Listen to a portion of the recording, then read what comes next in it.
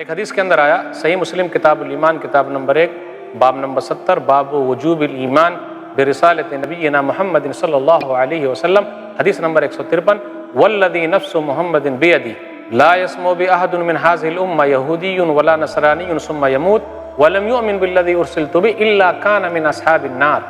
ابو ہریرہ رضی اللہ تعالیٰ عنہ کہتے ہیں کہ رسول اللہ صلی اللہ علیہ وسلم نے ارشاد فرمایا، قسم ہے اس ذات کی جس کے ہاتھ میں محمد صلی اللہ علیہ وسلم کی جان ہے، میرے بارے میں نبی صلی اللہ علیہ وسلم کہتے ہیں کوئی یہودی اور نصرانی سنے اور وہ ایمان نہ لائے مگر وہ مر جائے وہ جہنمی ہوگا۔ اس لیے میرے بھائیوں، سامعین کرام، ناظرین، ہمیں جو اسلام کی دولت ملی ہوئی ہے یہ سب سے بڑی دولت ہے۔ دنیا کی تمام دولت ایک ہو جائے لیکن اسلام کی دولت، نبی صلی اللہ علیہ وسلم پر جو ایمان لائے ہیں، یہ سب سے اہم چیز ہے۔